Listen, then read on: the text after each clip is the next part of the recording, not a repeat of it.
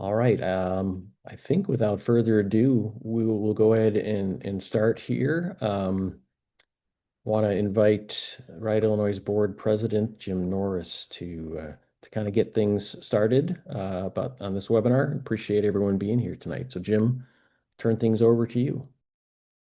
Well, good evening. I'll share a quick introduction before we jump right into tonight's topic. I'm Jim Norris, and I'm the current president of the Riot Illinois Board of Directors, and I've served on the board for the past 3 years. I've enjoyed a long career in education as a middle school teacher, principal, university lecturer, and coordinator for Illinois' national and international K-12 assessment programs. But more importantly, I've been biking since before I could walk. And I've cycle toured throughout much of the US and have always been biked for transportation. And I'm really committed to making Illinois better through bicycling. Next. So our agenda, this slide contains the main topics that we'll be discussing in the next hour or so. And be sure to stick around for the Q&A session and the raffle towards the end. And our mission and vision, Ride Illinois' mission is to make Illinois better through bicycling. And it was that mission that really attracted me to the organization, because you'll see a lot of organizations that want to make, they want to make biking better. But I think it's pretty clear that improving the bicycling environment will make Illinois a better state and more hospitable to the people who live here and travel here.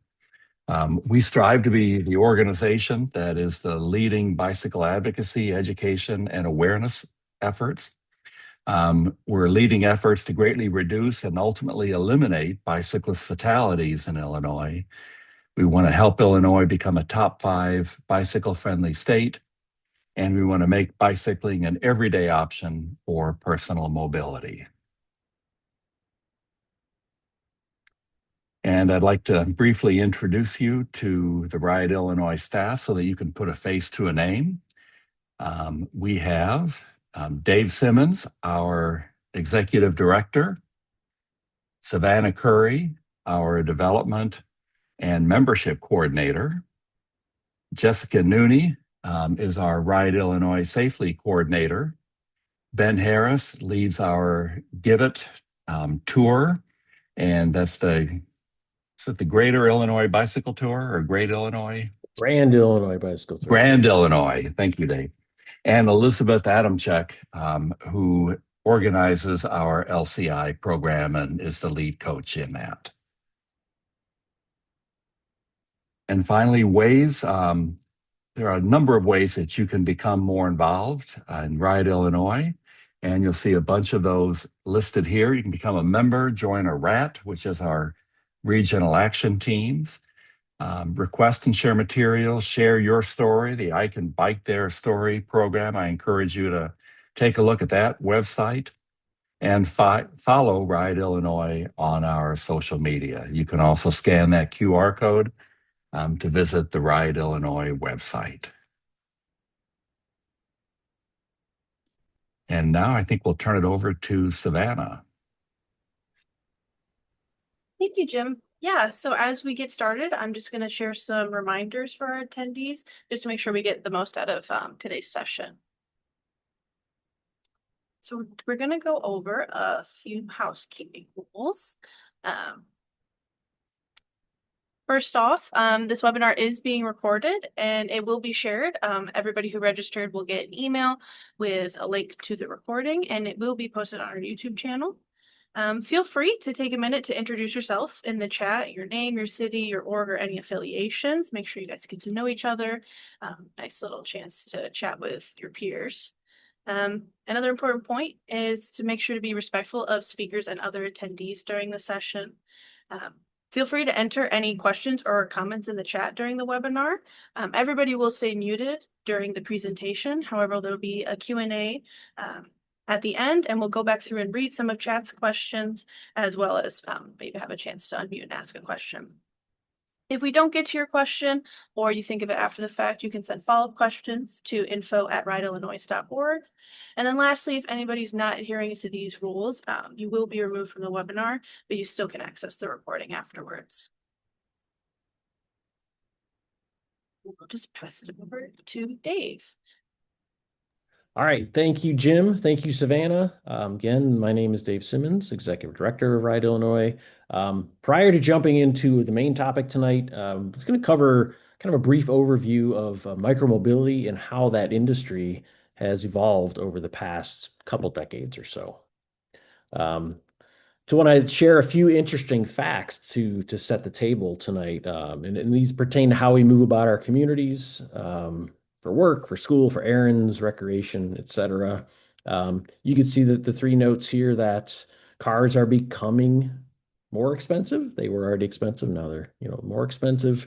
$51,000 is now the average price for a new car and 28,000 for a used car. The reason we bring these up is, folks are looking for kind of new, inexpensive, and sustainable ways to move about, and that's one of the reasons.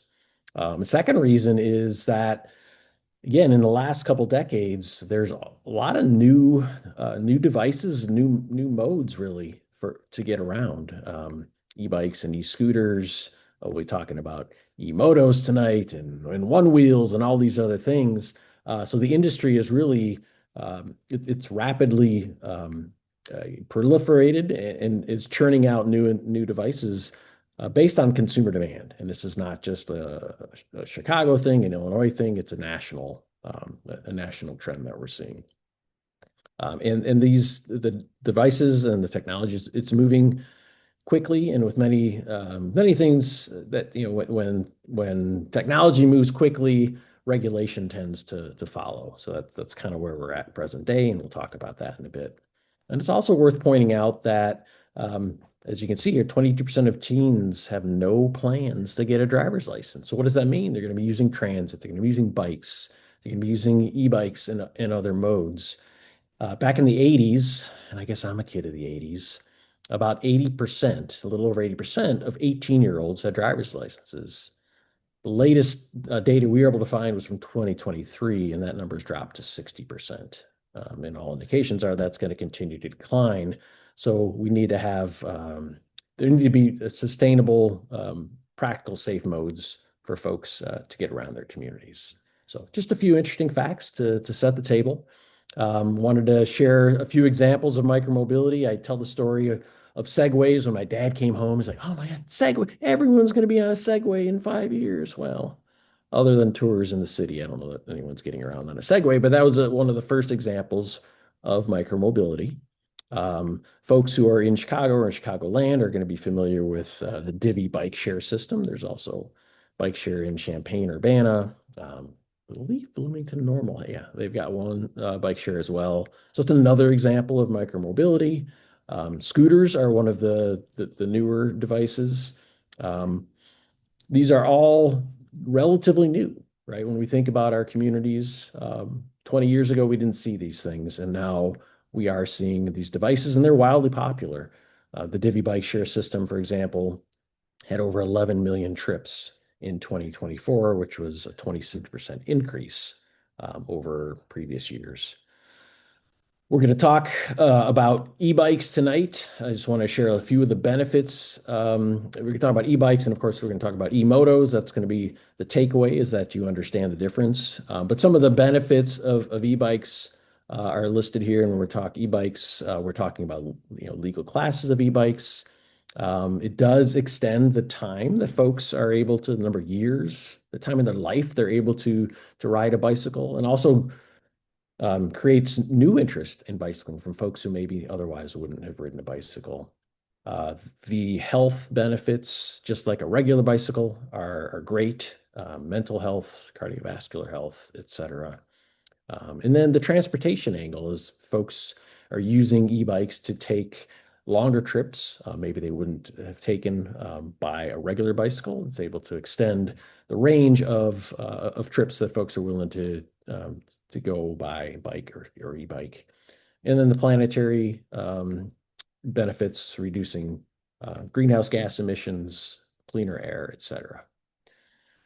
And then quickly, I want to talk about e-motos before we pass the baton here over to our guest speakers. But again, one of the main things we want to share with you tonight and want you to understand is that there are legal e-bikes. There's three classes of them, which Joe will talk about in just a moment.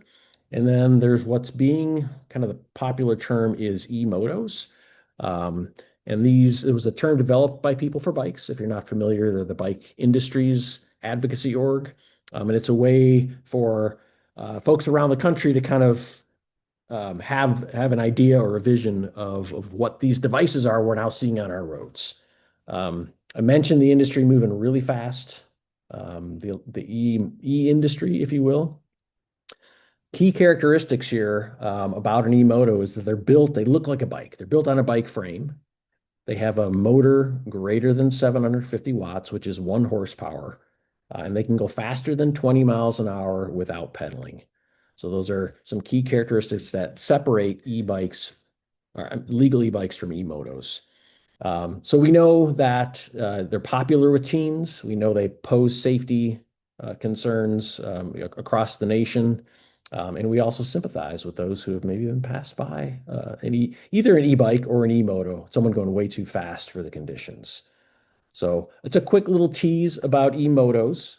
And then I'm going to pass things back to Savannah and ask her to introduce our guest speakers. And Yeah, thank you.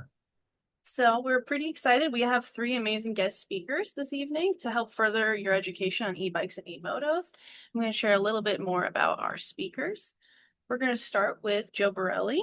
He's the founder of e-bike Citizen, Chicago's mobile e-bike expert, bringing at-home test rides and community-focused electronic mobility to neighborhoods across the city.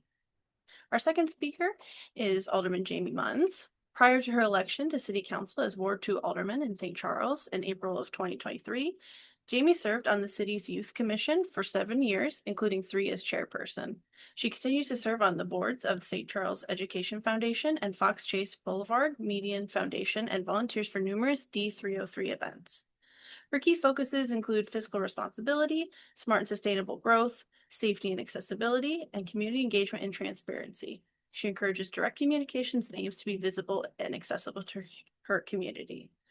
Our third speaker, Oyars, works as Managing Director for McFadden Strategies and State Advocacy Advisor for the Illinois Clean Jobs Coalition, where he advises clients to stay on state and local policy, spearheads state government lobbying and policy campaigns, and serves as Ride Illinois' contract lobbyist in Springfield. Recently, Oyars worked in an effort to pass the Clean and Reliable Grid Affordability Act, Senate Bill 25, in the veto session.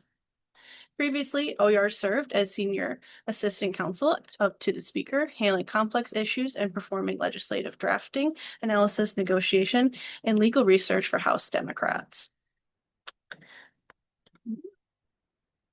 And I will pass it over to our first speaker, Joe. Hello, everybody. I'm Joe Borelli. I'm the owner of e-bike Citizen, and I'm very grateful to have been invited to speak at this webinar and web meeting, whatever you want to call it today. So I have a lot of experience in helping people figure out how to get the correct bike for them. And the way I present bikes is very, very different than most bike shops, because I'm a bike shop that doesn't have an actual brick and mortar location. I spent the entire spring and summer, fall, all season long, bringing bikes to the people. I met people and set up a booth at farmers markets, eco fests, street festivals, neighborhood events, all kinds of places, probably at least 5 dozen different events throughout the entire season in Chicago. And the reason I wanted to do that is because one thing I saw is that there are people out there that would love to ride a bike, but were afraid to ride a bike. And this is a problem. You know, people don't want to drive. We were talking about teenagers, but adults too. A lot of people, especially in urban areas, don't necessarily want to have to drive. but they have felt trapped. And some of the reasons were just not feeling safe. And some of the reasons were the physical effort needed to ride a regular bicycle. Maybe they just weren't fit enough, or they're fit enough, but they don't want to get to where they need to go all sweaty. They don't want to be, bikes are, regular bikes for them. Some of them are even, that's a workout tool. That's something to go enjoy, a sport, not a transportation device. So I went to these farmers markets and different events, and people would come up to me and ask me all kinds of questions and curiosities. And one of the things that I heard, which is one of the points of the meeting today, is like, oh, those are motorcycles. Those should be illegal. Or people would be like, well, that's not a real bike. That's fake. That's cheating. Were two of the things that I heard. And I had to address those, because my whole point of my business is to help educate people on how easy e-bikes are to ride and how they can be a viable transportation solution. And it is true, e-motos are a problem. And part of the problem is they're being called e-bikes. When you search for e-bikes online, you're invariably going to get a bunch of listings for what really is a motorcycle that doesn't have gasoline. So that's one of the things that I really stress with my business, is making sure that I helped educate people. The other thing that I did was let people test ride them, because I do have a couple bikes on my website that are still class 3, which we'll talk about those classes in a second, that do have, there's a newer law now with the 750 watt motor limitation. And prior to that, there wasn't really a motor limitation. There was a speed limitation on the pedal assist. So talk about that real quick. There's class 1 and 2 e-bikes, which are legally classified to use the roads and trails just like a regular bicycle would. They max out with pedal assistance at 20 miles per hour and have a less than a horsepower on their motor, 750 watts. These are the vast majority of the types of bikes that I present to people as viable transportation options. And they're the perfect bike for so many different people. There are class 3 e-bikes, which can go up to 28. And as long as they're under pedal assist only to do that and have less than a 750 watt motor, they are still legally classified as a bicycle. But anything more than that, it's just not a bike anymore. And I don't sell those things, and I don't advocate for those things. And you know what? They have their use. If you have a lot of land out in the country that's private, or you're going way out in the wilderness on a place where a regular motorbike could go, an off-road dirt bike could go, then those are perfect for that, because you're not burning gasoline. But they're not a transportation device, and they're not a bicycle, and they shouldn't be ridden to places where bicyclists and pedestrians have to share the road. So here's a brief chart that shows you what those different classifications are. And the one reason I'm such a huge advocate for what Ride Illinois has done to help clarify this difference between e-motos and legally classified electric bikes is because I have seen so many of my customers, and even people that own e-bikes before they met me and aren't officially my customer, but I still love them, just how their lives have changed from owning an e-bike.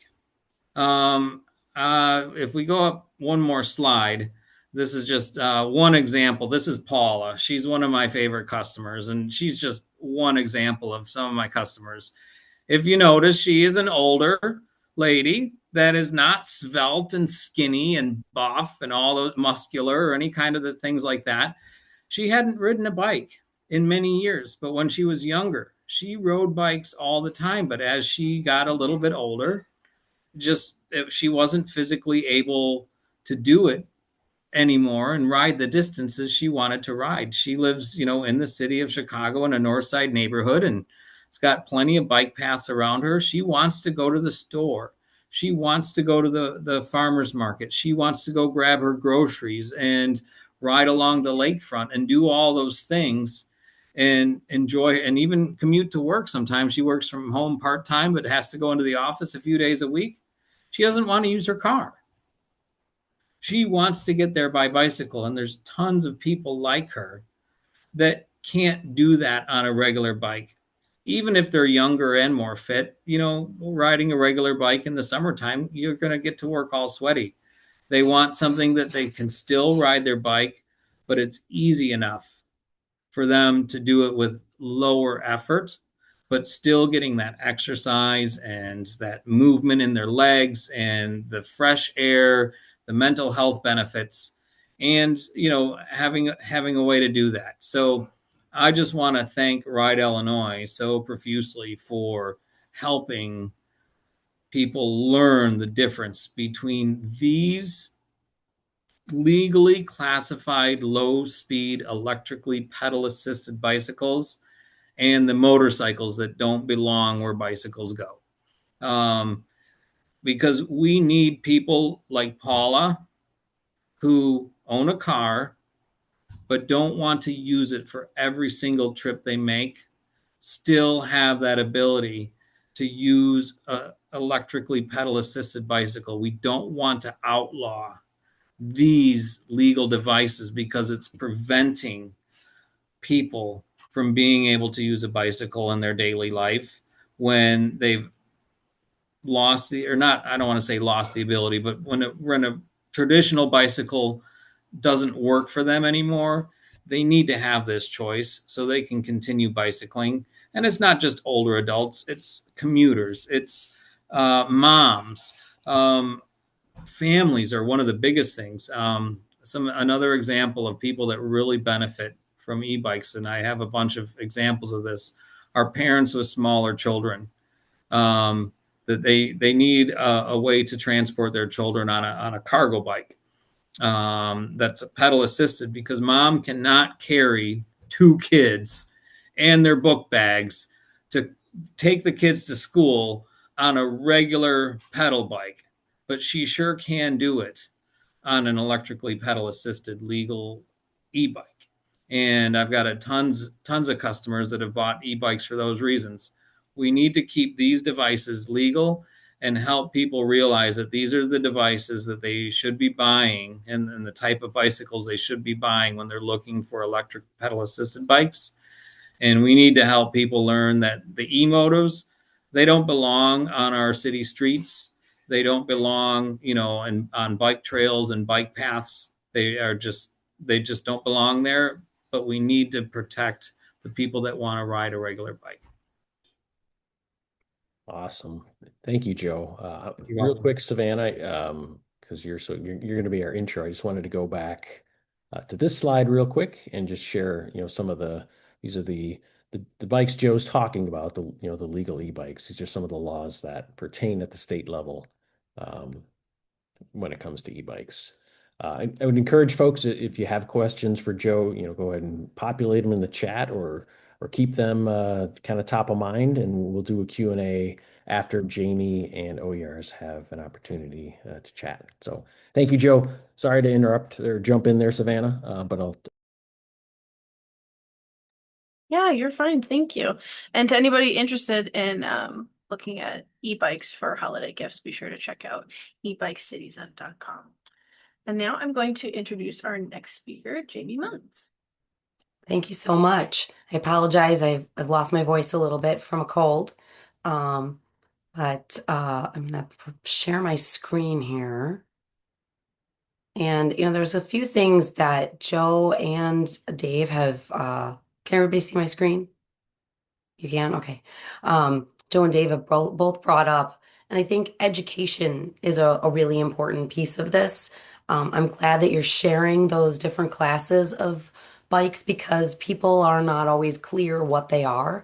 And that was one of the things that we learned in St. Charles. So in my role as an alderperson, I tend to receive a lot of questions, concerns, complaints from people. So I've heard from a lot of different people about a lot of different experiences that they've had, either on side paths, sidewalks, streets, in their own neighborhood, and different ages of people utilizing these different vehicles, from scooters, stand-up scooters, to motorized bikes and everything in between, as well as the e-motos.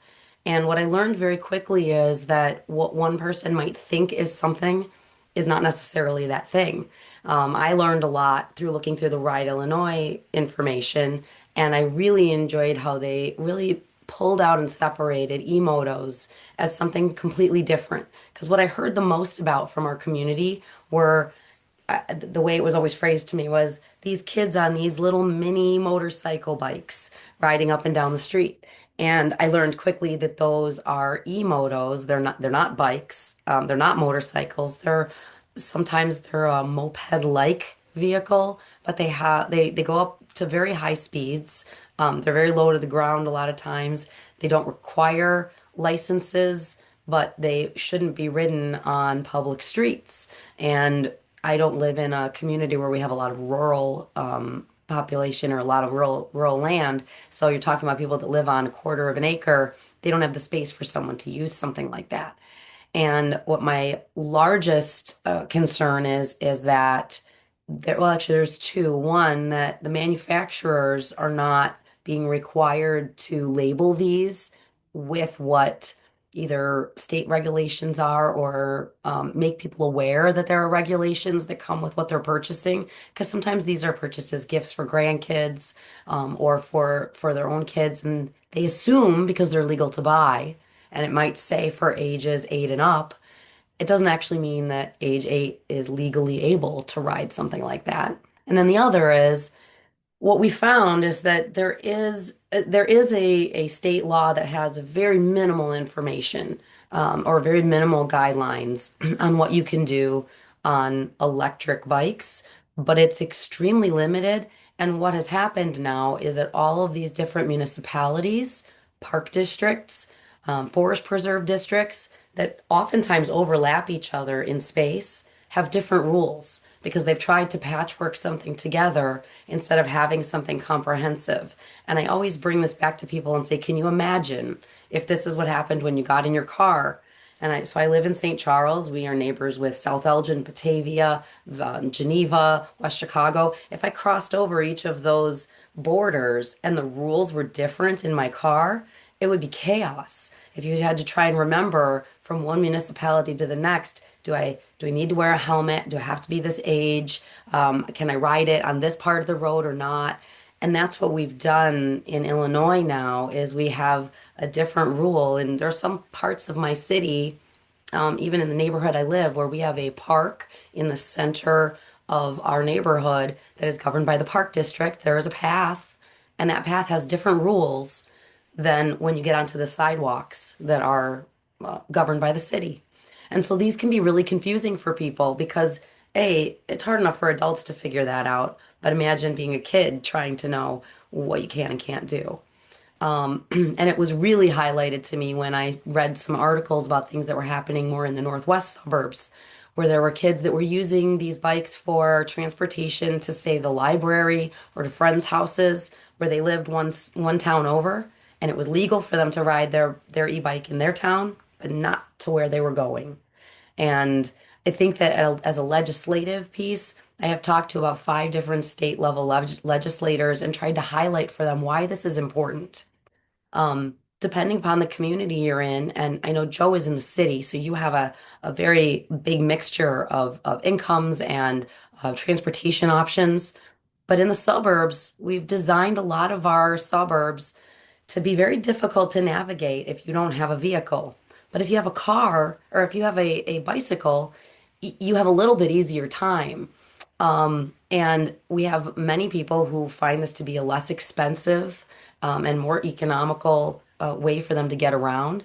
And when we're putting these barriers on different economic levels of people, you're hindering them from getting to job interviews, to doctor's appointments, to essential services like grocery stores and and post offices and things like that. So I want to make sure that as a city, if we are going to have a policy, we're not hindering those things.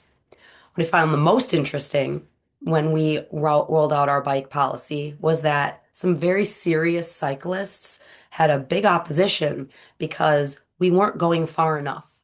We weren't giving enough space, so to speak, for our bicycles, and we were still giving a lot of leeway and putting a lot of onus on the cyclists, as opposed to the vehicles. And to counter that, I would say I don't think that we're in a place where we're going to expect immediate buy-in from a very car-centric uh, community, which most suburbs are. But as they see the ability to coexist on the roads, I think they're going to be a little less reticent to allow more bike lanes or be open to more bike lanes. And I do think that there's an incremental approach to this to get people to be less hesitant and push back less. But I think it's going to take some give and take from both sides on this. So, in order to create this bike policy, I give 100% of the credit here to our police department and our city staff because they really scoured the state rules. They worked on looking through all the Ride Illinois guidelines, which were incredibly helpful, but they also tapped into their own experiences. So some of them are cyclists. I know that in our police department, they were dealing with what they're seeing and hearing from the community, as well as their own experiences with family members who cycle for commuting or cycle for pleasure. So I know that a lot of heads and a lot of thought went into this. So we created this policy. When I say we, please remember I did not create this. I'd love to take credit for all the work, but I did none of it other than help look through it to see if it made sense to the general public. This is all our city staff and their hard work. But we created something that has a map, an interactive map of our local trailways and points of interest to help people who are interested in cycling. But what I find the most important here is there's an outline and a definition of what each of these things are to help people who don't understand. So we started out here by talking about what is a micro mobility device. So it really helps define these for people. And what I hear from most residents is, well, how am I supposed to know if I'm seeing a class one or a class two or a class three? I've tried to remind people that if you are an owner of one of these, you have to keep the sticker on there that tells you what it is. But also, if you were to be pulled over or asked by law enforcement, they have to be able to tell also. A passerby, probably not going to be able to tell just by looking at it, unless you are really studying all of this and have a keen eye. Because I don't know that I can tell the difference from sight from far away. But this really tells you if you're purchasing one of these, especially since we have the holidays coming up, make sure that you're aware of what these different vehicles are and what the rules are. Once we've defined what they are, we go into where you can ride. So a little bit of an outline is what you can ride on sidewalks and where in our city. They've created a little grayed out area of what our downtown overlay is, because in that space, we don't allow any riding of anything on wheels on the sidewalks. And that might not be entirely accurate. I think it's anything on wheels, though, other than motorized wheelchairs or strollers. But we keep our sidewalks clear in our downtown footprint because of the fact that we have so much pedestrian traffic. And that's why we are, as our bicycle and pedestrian plan, we are rolling out more and more of our bike lanes, especially through our downtown. So made a lot of strides in the 2.5 years I've been on council in implementing those. Again, not to my credit, to city staff's credit and the planning that went into that. So this chart I find to be really helpful for people because it depends on what you want to be on and where you're going to ride on it. So it tells you, depending on what you're riding, where you can be. So I especially like the red and green because it stands out really well for you, shows you quickly you can't ride most of these things on a sidewalk. And that's for the safety of pedestrians. I know that we want everyone to coexist, but at the same time, pedestrians have a higher chance of being injured by something that is motorized. And that's one of the reasons why those are not allowed on our sidewalks in most cases. Um, those entry level electric scooters we do list as being allowed on the sidewalks, but besides that, it's just bicycles. Because we have seen, and I saw one in the news recently where there was a pedestrian that was really seriously injured by an e-bike because they do go very fast and they're heavy, and human bodies don't have protection on them as they're just walking around. But our bike lanes, they do have some sort of protection. And I always say, and I think Dave says this too, paint is not protection, but we do what we can with what we have. So right now we have a number of painted bike lanes, and it is training drivers to understand that that is a barrier for them. Um, so through our downtown, we have a lot of bike lanes, and then we have some in our outskirts of town, and we're moving towards more of them as we're repaving our roads and updating our streets. The e-motos and the mopeds are still not allowed on the bike lanes or the side paths. They are allowed on the roads. And that also is contingent upon the speed limits and um, what the regulations are for those with rules of the road. So I do want to pause for a second and just mention that when we talked about education, and Dave's statistic was very interesting to me because I wasn't aware of the actual number, that the number of people that are seeking a driver's license at 16 is even lower, 20% lower, it sounds like, than it was 20 years ago or 30 years ago. Um, the concern for me with that is when you're on one of these vehicles, like I still consider an e-bike a vehicle, and you're not aware of the rules of the road at the level that a driver would be, it to me can become very dangerous. So I would highly recommend to people, even going to, if you're not going to drive a car, to at least go through the rules of the road classes, and perhaps even get a driver's license in order, or just pass the written part of that in order to ensure that you fully understand everything that's moving around you, because we are all an ecosystem. And if we want the vehicles that we're driving next to be respectful of us, we need to also understand what their rules are too. So I want that to be a two-way street for everybody. So along with this nice chart, I'm having trouble moving everything, sorry. Oh, and I'm sorry, I should go down further.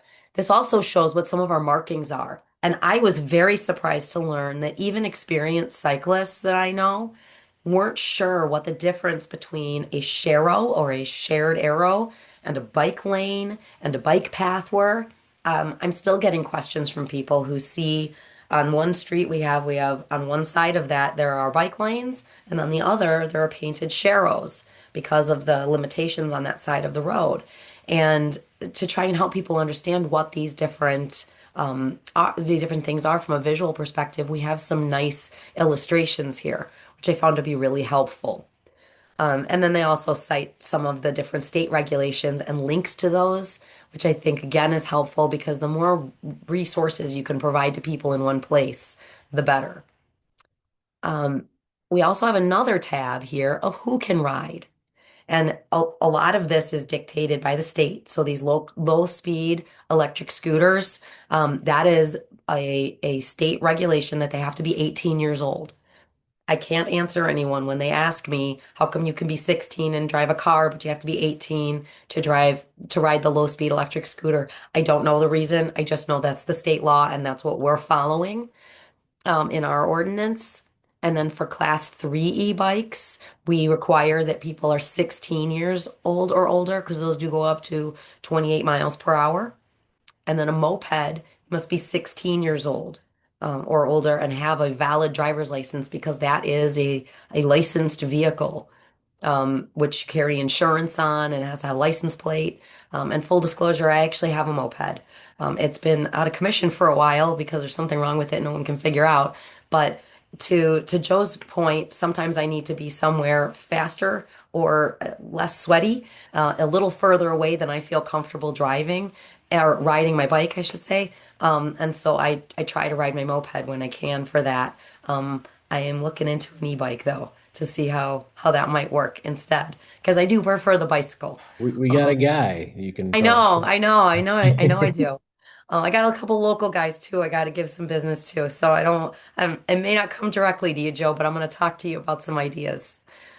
And then e-motos, they have to be 16 years old, and most of those are not allowed to be ridden on city streets or pathways. They really are only for private land.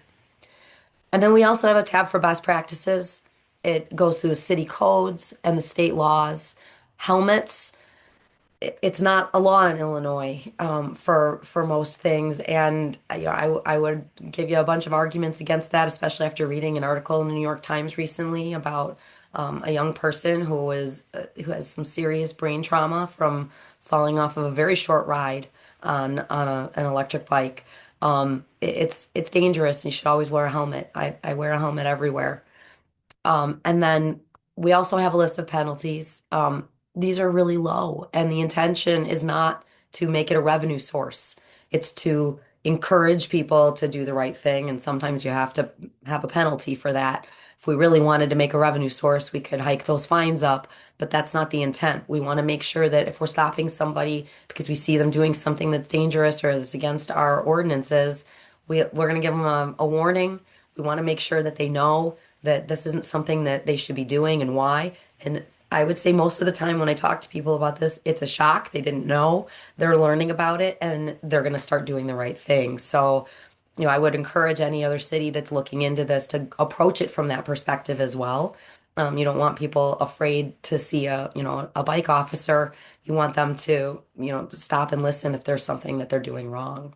But that's the basics of what we've done with our ordinance. And I am trying to press in our intergovernmental opportunities for our different agencies to also I'm trying to figure out how to stop sharing this. Sorry, I'm not good at doing two I things at might be once. able to just snag it There we back. go. I'm trying to encourage our school district, our park district, who all have different types of education opportunities where they have access to, especially young people, to try and incorporate some of this into their education. I know that our park district does bike safety classes, and I have often talked to our police department who runs an anti-drug class called Too Good for Drugs. I'd love to see something like Anything on Wheels, where they can also get into the schools and teach them about all these different vehicles and about safety, and maybe find some bike partners who are willing to give out some bells or, some branded helmets or something like that, or coupons to help them, encourage them to come into bike shops, because our bike shops are really great resources for this stuff.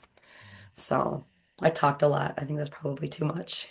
For someone who, was losing her voice. No, that was great. It doesn't stop me from talking, Yeah, yeah. unfortunately.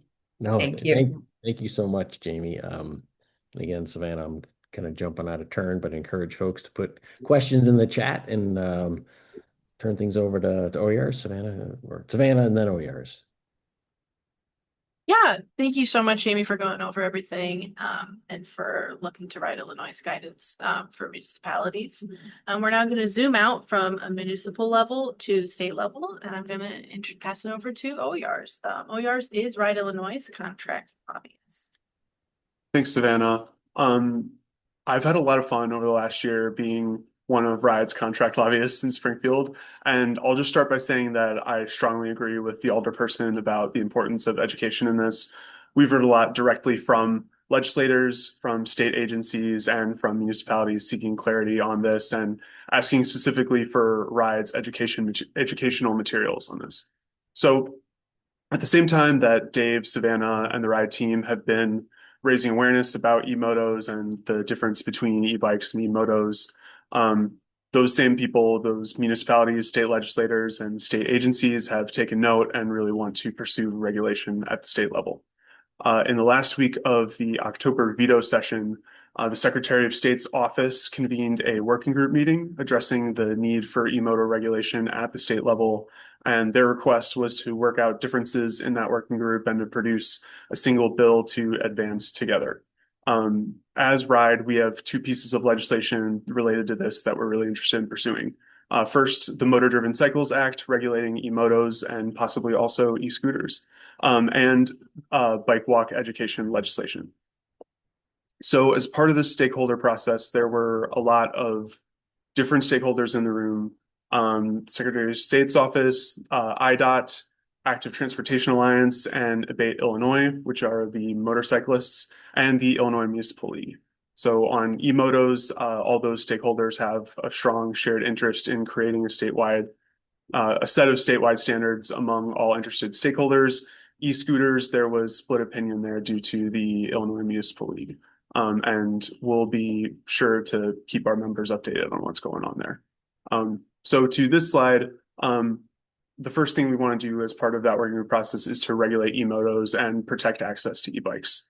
So our proposal would change legal definitions to make a clear difference in the law between those e-motos that we want to be regulated and all other bikes and e-bikes that we want to have protected access to bike lanes.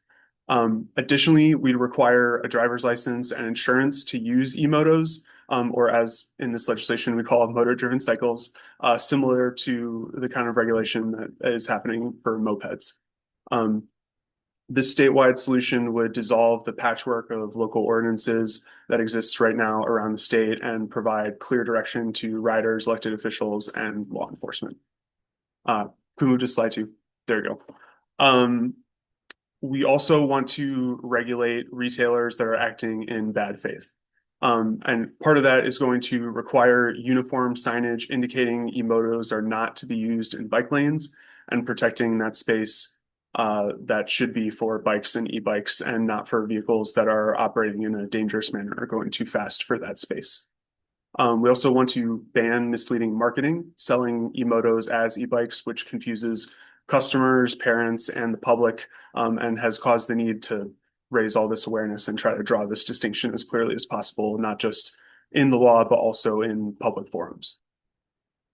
And finally, by drawing those clear distinctions, we can allow law enforcement to be able to actually enforce the law as it is, which is a headache for them. And we heard directly from the state police that they would like clarity in the law as well. Finally, and we have not discussed this in that working group, but it has come up as legislators and state agencies have asked for rides educational materials, is that we want to pursue additional bike walk education at the state level. So we want to build on current law, which was passed in 2018, and build momentum on these requests by state officials to understand these issues, improve education around active transportation, and require that around the state. So legislation would require age-appropriate active transportation safety training, including pedestrian safety training, bicycle safety training, electric-assisted bike safety training, and more. And we'd require IDOT to maintain a list of their own safety materials.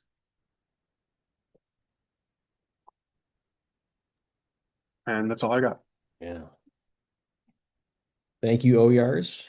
Yeah, OERs has been a great partner.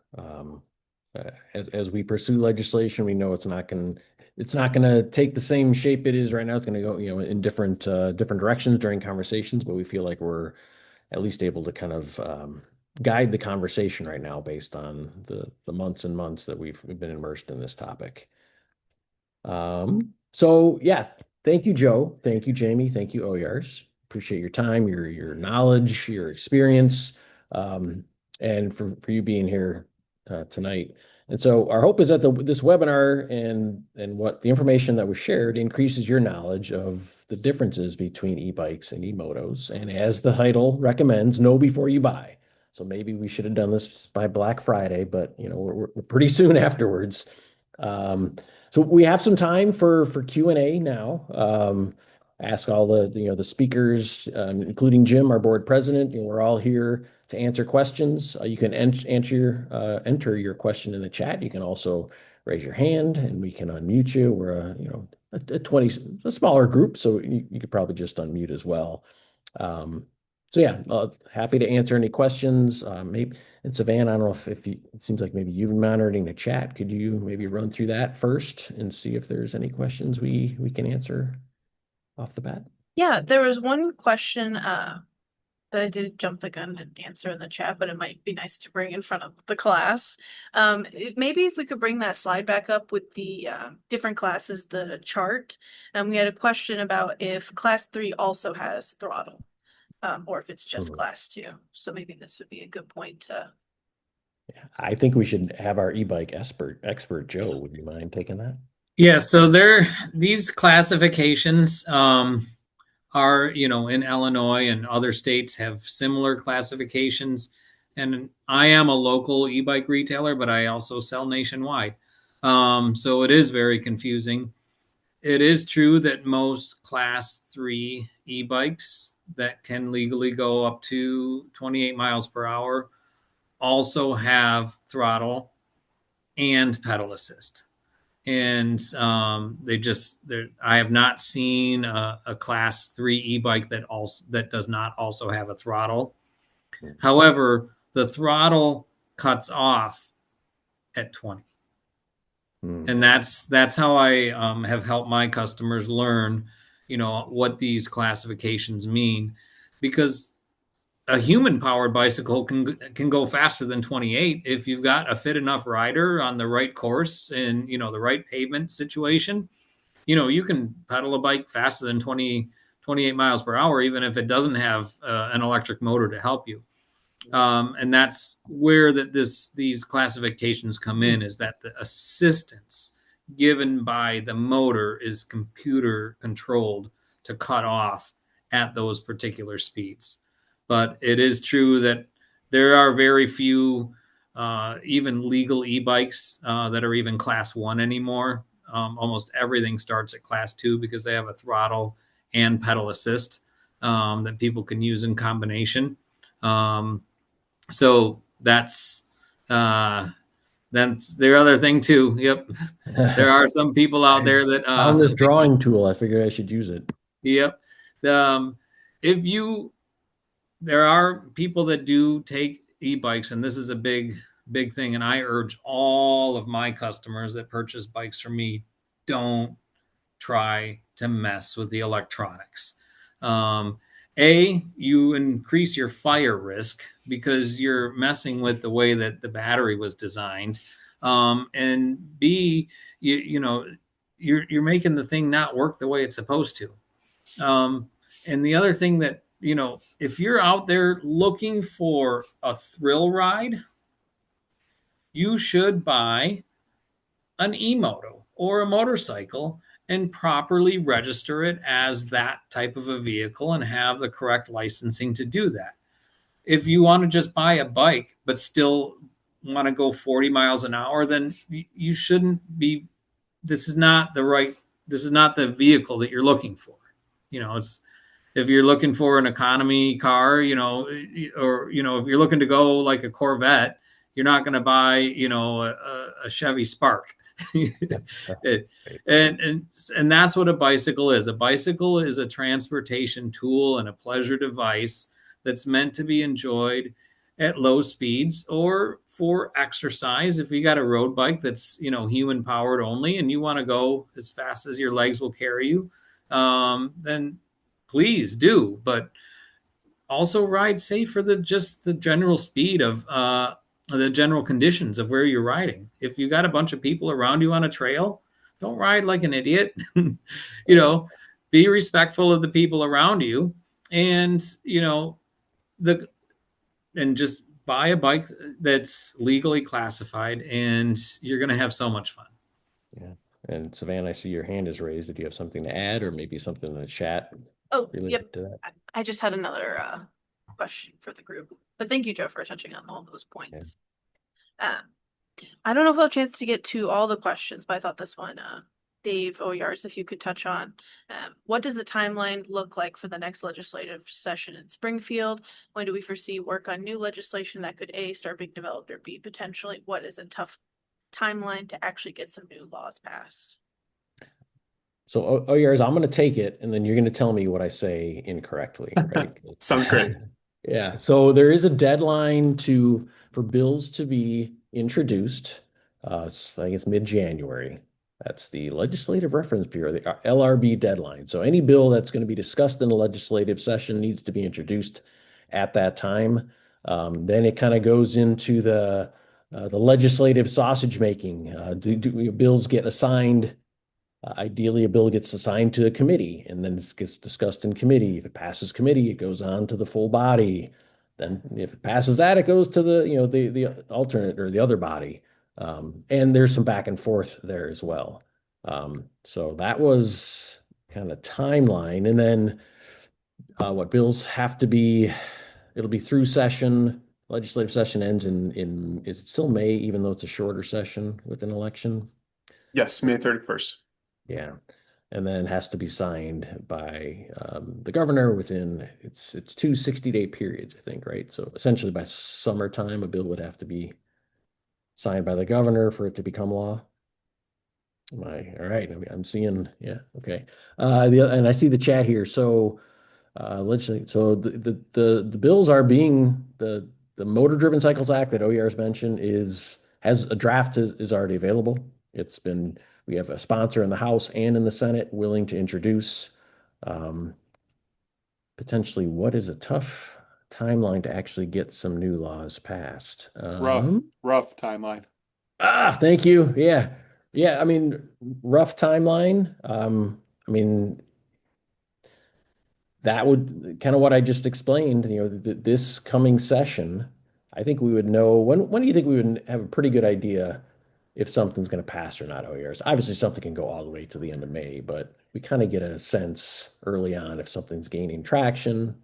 If it passes committee, right? That's a pretty good indication that it's got traction and maybe Yeah. come law. Yeah. Absolutely. I would say committee will be a great indication there, but the next year is a primary election year. So the Democratic and Republican primaries will be March 17th. There is a very limited amount of time that's going to happen in Springfield between January and March. A lot of work will have to happen behind the scenes and remotely. And hopefully that working group process, which is already kicked off, continues to give us a forum to be able to discuss with a bunch of different stakeholders. But I would say April would be a great time to have a good indication of whether something's got legs or not. Thanks, OERs. Savannah, you got another one for us? We have time for one more. And real quick, I see, yeah, okay, no bill number. I was just going to mention or answer Michael's question. So yeah, because the bill has not been, I don't believe the bills they may have been introduced at LRB, but they haven't made it through that process yet. So sorry, Savannah, go ahead. No, you're fine. Rudy, if you want to quickly ask your question and unmute. Yeah, sure. If anyone else has a question, please feel free to jump in right now. Okay. Now, I guess sorry. Now, I guess the only concern I have is leaning on enforcement. I love all the talk of the supply side, like trying to cut it off at its source. But I think, Tim Peters also brought this up about enforcement, on the road, with speed limits and stuff like that. And, just seeing here in Chicago, anecdotally today, most of the riders were, gig economy workers who are especially vulnerable. And in Chicago, we have consent decrees and stuff about, stop and frisk or pretextual traffic stops. Is there any provision in here that this isn't going to be weaponized to, as a pretext to go after gig workers and other people on e-bikes that are using it for work? I'll take a stab, and then again, OERs. I mean, I feel like those are the conversations that will be had. The draft bill itself is fairly lean. It's defining what they are. It's the desire to rein in retailers. It's some signage, but certainly point taken that we don't want. Nothing in the bill says we're relying solely on law enforcement to make this happen. It's require a driver's license for these devices that are not e-bikes, for example. Dave, if I can jump in before OERs does, from the municipal enforcement, from the suburban municipal enforcement lens, as much as we would like to have more law enforcement ability to do that, the reality is that we're not increasing our police force. We're not, we may be putting some of our officers on foot or maybe one or two of them on a bike, but the reality is that some of this is going to be based on being reported to us.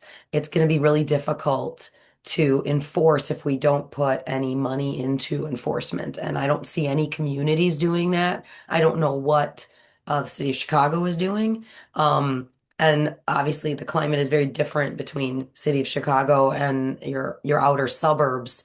But I think that from our perspective, and we don't have any ordinances regarding ICE right now, but we are treating that very much the same. Like the enforcement is the same. Your rules are the same. No stop and frisk, no profiling, and those sorts of things. Okay, well, it's good to hear that no money's going to enforcement. But yeah, no, that's yeah, no, I think that's very important, especially in the suburbs with race and all Yeah. that. So yeah. Well, is there anything you want to add to that? I think you both gave great answers. The legwork practically to enforce this bill is going to be done, at sale, through awareness and education. And what's in the bill right now, I think very similar to what we heard was in St. Charles, are civil penalties that, again, what we've heard is that that's not going to be what we rely on to make these changes happen. I think the term we use on our guidance is that the fines shouldn't cause great financial hardship, right? I mean, they should be a deterrent, but not. Yeah. All right. I think Savannah, we'll follow up with any other questions. Maybe with a follow-up email, we can send some other answers out, assuming we're able to answer them. I guess I should share. You want me to share real quick? Yep. Okay. Why don't you talk about the raffle here? Because I actually accidentally closed out of that.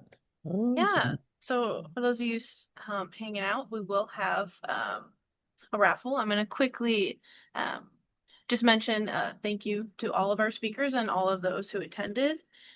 If you resonate with Ride Illinois' mission or found value in today's webinar, we invite you to continue your involvement and support with Ride Illinois. 3 ways you can support us are donating or becoming a member. There's a QR code up there that you can scan and it'll take you to our website. Or I can put a link in the chat in a bit. Follow us on social media. I have our social media links here just to stay connected, see our day-to-day.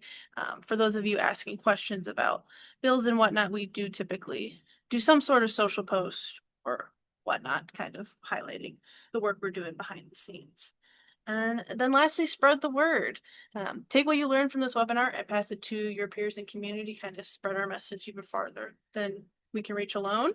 And then, yeah, thank you again for attending. And a big thank you to our speakers. So everybody, round of applause. And then we do have a raffle. I don't know if you can open the...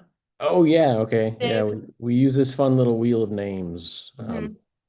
Tell all your friends about when you're talking to them about e-motos, talk to them also about this. I think I need to stop share real quick and then reshare. Yeah. The So wheel if of we names is where it's at. We did have a couple people dip out, which is completely understandable. So if they weren't here, they'll get an email. But if you are still here and you win, you'll have your choice of either a Grateful Red Blinky light or one of our coffee mugs. I don't know if you can see that. It's a nice little metal camping mug. Easy to haul around with, yeah. All right, which one are you doing first? Let's do the Blinky light first. Or we can have people choose, but yeah. Okay. Okay. All right. So I'm going to click. This is the amazing thing about wheel of names. You just click. Well, Savannah prepped it all now we just click. Fancy audio or roll, please.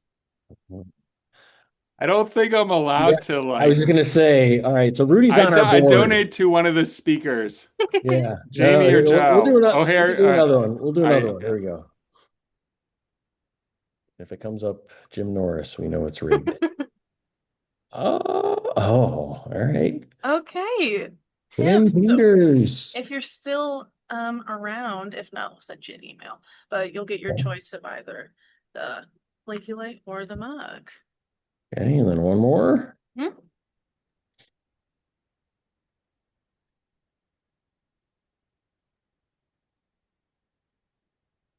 think it's Michael. Yay! So yeah, if either of you are in chat, feel free, wave, congratulations. But I'll be in touch. I'll email you guys to get shipping addresses and whatnot. Blinky light sounds good. Oh, there you go. There you go. All right. I think that wraps tonight. We went a little bit over. Appreciate everyone's patience. Again, thanks to the speakers. Great to see some familiar faces and names, and also some new faces and names. Happy holidays to everybody. So much. Yeah. Thanks. Share Take the care. recording. Yeah, we'll share the recording for sure. Thanks, everybody. Thank Thanks, you. everybody. Take care. Great night.